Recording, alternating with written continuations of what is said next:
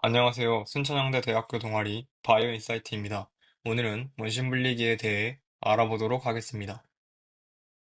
목차로는 먼저 원심분리기가 무엇인지와 원리를 알아보고 원심분리기가 나누어진 이유와 원심분리기의 종류인 저속 원심분리, 중속 원심분리, 고속 원심분리, 초고속 원심분리와 각각의 특징에 대해 알아보려고 합니다. 먼저 원심분리기는 밀도의 차이를 이용하여 혼합물로부터 특정의 물질을 분리 및 정지시키는 기계로 원심기 또는 원심기계라고 불리며 의료 및 화학, 생물학 분야에서 다양하게 사용되는 기계입니다. 그중 의료용 원심분리기는 주로 병원에서 혈액을 분석하기 위해 사용되며 혈액 속에 있는 세포, DNA, 단백질과 같은 성분들을 분리해서 병의 진단을 돕는 역할을 수행하고 있습니다. 의료용 원심분리기가 어떻게 밀도의 차이를 이용하여 혈액으로부터 이러한 성분들을 분리하는지 이해하기 위해서는 먼저 원심력이라는 개념에 대해 알아야 합니다. 원심력이란 물체가 한 점을 중심으로 원을 그리며 도는 원운동을 하는 물체가 원의 바깥으로 나가려는 힘으로, 예를 들어 놀이공원에서 디스코 팡팡을 타면 놀이기구에서 몸이 밖으로 튕겨 나가는 느낌이나 세탁기에서 옷들을 탈수할 때 물이 바깥으로 튀어나가는 현상이 원심력 때문입니다.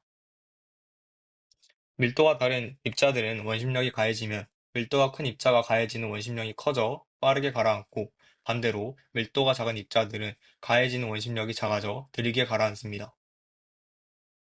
이제 혈액을 생각해보면 혈액은 하나의 성분이 아니라 여러 성분인 세포, 단백질, DNA 등이 있으며 이들의 각각의 밀도가 다릅니다. 따라서 의료용 원심분리기에 혈액을 놓고 돌리면 무거운 것들이 빠르게 가라앉아 더 빠르게 이동하고, 가벼운 것들은 느리게 가라앉아 더 느리게 이동하므로 관 속에서 생기는 이동 속도의 차이를 통해서 혈액의 성분들을 분류할 수 있게 되는 것입니다. 마지막으로 속도가 언제 더 빨라지는지에 대해 알아보도록 하겠습니다. 무게와 밀도, 크기, 물에 녹지 않는 성질인 난용성이 큰 구성물질일수록 더 많은 원심력을 받기 때문에 더 빠르게 가라앉게 됩니다. 밀도 차이에 따라 원심력을 가하면 물질이 분리되는데도 왜 한 번에 강한 원심력을 주지 않고 저속, 중속, 고속으로 나누어 여러 단계로 나누어 진행할까요? 이처럼 속도를 나누어 단계적으로 분리하는 방법을 분별 원심 분리 또는 다단계 원심 분리라고 합니다. 이러한 방식이 필요한 이유는 다음과 같습니다. 첫째, 큰 입자부터 순서대로 분리하기 위해서입니다. 바닷가에서 자갈과 모래, 사금을 분리할 때 서로 다른 크기의 채를 사용한 것과 비슷합니다. 처음에는 낮은 속도로 원심 분리를 하여 큰 입자만 먼저 가라앉히고, 이후 점점 속도를 높여 더 작은 입자들을 단계적으로 분리합니다. 둘째, 비슷한 성질을 가진 물질들 사이에서 원하는 것만 더 정확하게 분리하기 위해서입니다. 속도에 따라 가라앉는 물질이 달라지기 때문에 여러 단계를 거치면 밀도가 비슷한 입자들 중에서도 특정 물질을 더 정밀하게 분리할 수 있습니다.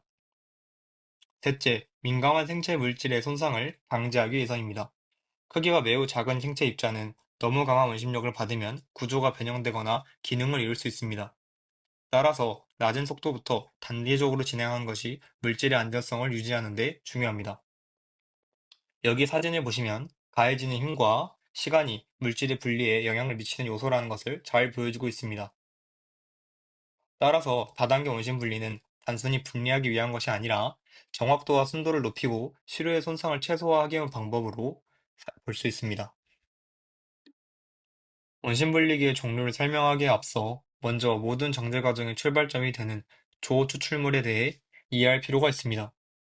여러분도 아시다시피 세포는 내부 구성 성분이 외부로 쉽게 빠져나가지 않도록 보호하고 필요한 물질만 선택적으로 이동시키는 세포막을 가지고 있습니다. 따라서 세포 내부의 단백질, 핵산, 효소와 같은 구성 성분을 분석하거나 분리하기 위해서는 먼저 세포를 파쇄하여 내부 물질을 밖으로 꺼내야만 합니다. 이 과정에서 얻어지는 혼합물을 조추출물이라고 합니다. 세포를 파쇄하는 방법에는 물리적인 방법과 화학적인 방법이 있으며, 화학적 방법에서는 에탄올이나 메탄올 같은 유기용매를 사용하기도 합니다.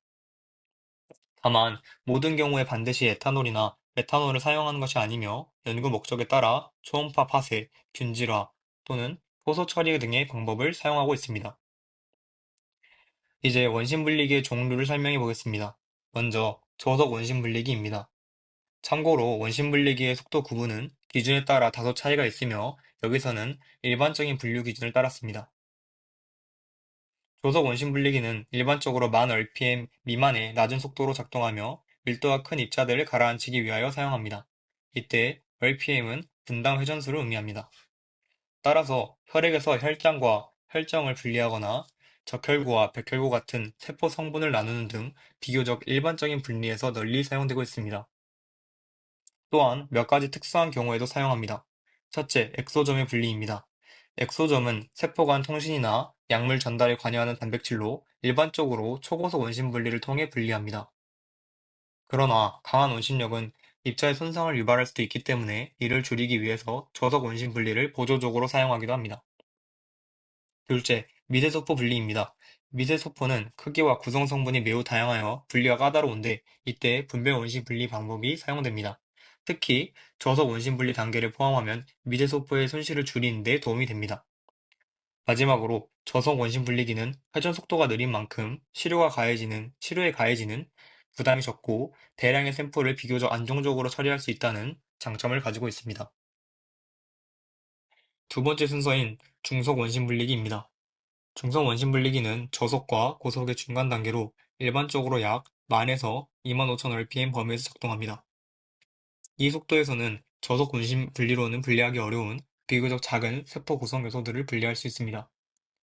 예를 들어 세포 내에 불필요한 물질을 파괴하는 용해소체나 세포의 산화와 해독을 막고 있는 가산화소체 등을 분리하는 데 사용되며 이러한 구조들은 세포보다 작지만 여전히 일정한 크기와 밀도를 가지고 있기 때문에 중간 정도의 원심력을 필요로 합니다.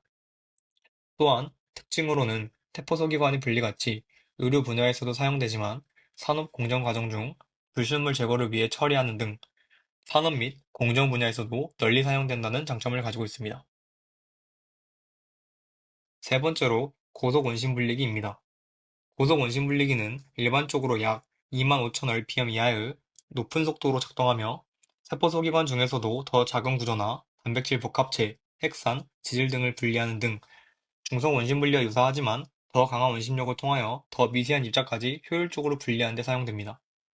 또한 고속으로 회전하는 과정에서 마찰로 인해 높은 열이 발생하게 되는데 이 열은 단백질이나 효소와 같은 생체 물질들을 비가역적으로 변성시킬 수 있기 때문에 고속 원심 분리기는 일반적으로 냉각 장치가 함께 장착된 냉각 원심 분리기 형태로 사용된다는 특징을 가지고 있습니다.